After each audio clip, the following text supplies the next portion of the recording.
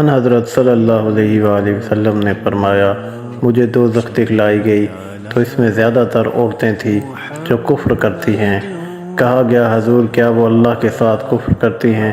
آپ نے فرمایا کہ خاوند کی ناشکری کرتی ہیں اور احسان کی ناشکری کرتی ہیں۔ اگر تم عمر بھر ان میں سے کسی کے ساتھ احسان کرتے رہو، پھر تمہاری طرف سے کبھی کوئی ان کے خیال میں ناگواری کی بات ہو جائے تو فوراً کہہ اٹھے گی کہ میں نے کبھی بھی تجھ سے کوئی بھلائی نہیں دیکھی۔ صحیح بخاری حدیث نمبر 29۔ میں اس شخص حضرت علی رضی اللہ تعالیٰ عنہ کی مدد کرنے کو چلا۔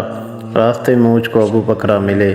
پوچھا، کہاں جاتے ہو؟ میں نے کہا، اس شخص کی مدد کرنے کو جاتا ہوں۔ ابو بکرہ نے کہا کہ اپنے گھر کو لوٹ جاؤ۔ میں نے ان حضرت سے سنا ہے، آپ فرماتے تھے جب دو مسلمان اپنی اپنی تلواریں لے کر بھڑ جائیں تو قاتل اور مقتول دونوں دوزخی ہیں۔ میں نے عرض کیا، یا رسول اللہ، قاتل تو خیر، مقتول کیوں؟ فرمایا، وہ بھی اپنے ساتھی کو مار ڈالنے کی حرص رکھتا تھا۔ میں ابو ذر سے رہزہ میں ملا۔ وہ ایک جوڑا پہنے ہوئے تھے اور ان کا غلام بھی جوڑا پہنے ہوئے تھا۔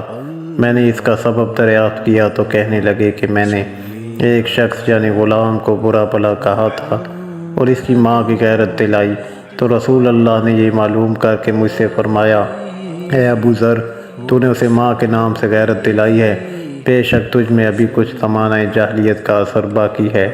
یاد رکھو، ماتحت لوگ تمہارے بھائی ہیں، اللہ نے انہیں تمہارے قبضے میں دے رکھا ہے، تو جس کے ماتحت اس کا کوئی بھائی ہو، اس کو بھی وہی کھلائے جو آپ کھاتا اور وہی کپڑا اسے پہنائے جو آپ پہنتا ہے، اور ان کو اتنے کام کی تکلیف نہ دو کہ ان کے لیے مشکل ہو جائے۔ اگر کوئی سخت کام ڈالو تو تم خود بھی ان کی مدد کرو۔ صحیح بخاری حدیث نمبر 31۔ جب سورہ انعام کی یہ آیت اتری، جو لوگ ایمان لائے اور انہوں نے اپنے ایمان میں گناہوں کی آمیزش نہیں کی، تو آپ کے اصحاب نے کہا، یا رسول اللہ، یہ تو بہت ہی مشکل ہے، ہم میں کون ایسا ہے جس نے گناہ نہیں کیا؟ تب اللہ پاک نے سورہ لقمان کی یہ آیت اتاری کہ بے شک شرک بڑا ظلم ہے۔ کتاب صحیح بخاری حدیث نمبر 32۔